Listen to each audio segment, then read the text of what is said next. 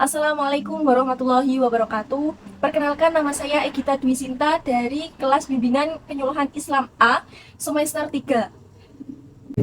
Di sini saya akan menyelesaikan tugas akhir semester mata kuliah teori dan praktek konseling Islam. Langsung saja, mari kita pelajari. Baik, di tugas kali ini saya diberi amanah untuk membuat suatu fenomena atau gejala di lingkungan masyarakat menggunakan sebuah teori. Sedangkan saya menggunakan teori para ahli dengan pendekatan eksistensial humanistik.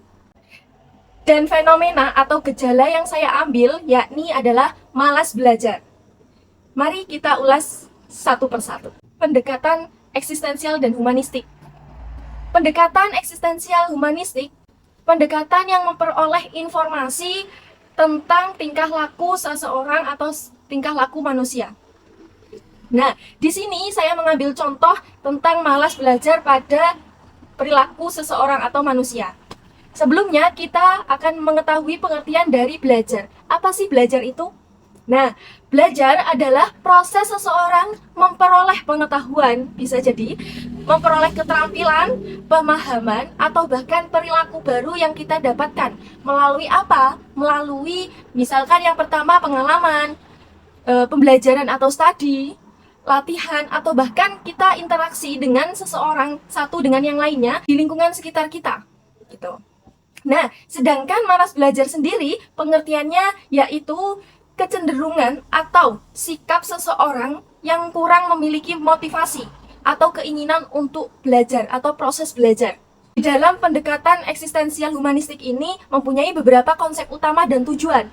Konsep utama yang pertama yaitu membantu individu agar mampu bertindak, atau bisa juga disebut dengan kesadaran diri. Kenapa saya kaitkan dengan ini? Karena konsep utama yakni adalah membantu individu agar mampu bertindak. Sedangkan malas belajar itu pastinya akan tergantung dengan diri kita. Semisal kita mau belajar atau tidak. Pilihan itu berada di dalam diri kita sendiri. Yang kedua, konsep yang kedua yakni menerima kebebasan dan tanggung jawab. Nah, maksud dari menerima kebebasan dan tanggung jawab itu seperti apa? Misal, menerima kebebasan. Setelah kita memberikan statement atau stigma kepada diri kita, oh setelah ini jam ini kita belajar dan setelah itu kita healing lah, biasa keluar gitu. Berarti jam segitu kita harus kita harus memanage waktu tersebut gitu loh dengan baik. Nah, itu dengan artian menerima kebebasan tapi mengetahui manajemen waktunya dan bertanggung jawab atas apa yang dikatakan. Konsep yang ketiga yakni penciptaan makna. Menciptakan nilai-nilai dalam kehidupan kita atau untuk mempunyai makna yang tersendiri untuk hidup kita. Jadi belajar apapun, tadi sudah dijelaskan, belajar apapun dari manapun, itu pasti dikatakan belajar. Tujuan dari pendekatan eksistensial humanistik ini adalah agar manusia atau seseorang mengalami keberadaannya sesuai otentik atau secara otentik. Nah, dengan menjadi sadar atas keberadaan dari potensi-potensi yang dimiliki oleh masing-masing, serta sadar bahwa ia memiliki pribadi yang mempunyai kelebihan, yang membuka diri, dan bahkan bertindak berdasarkan kemampuannya.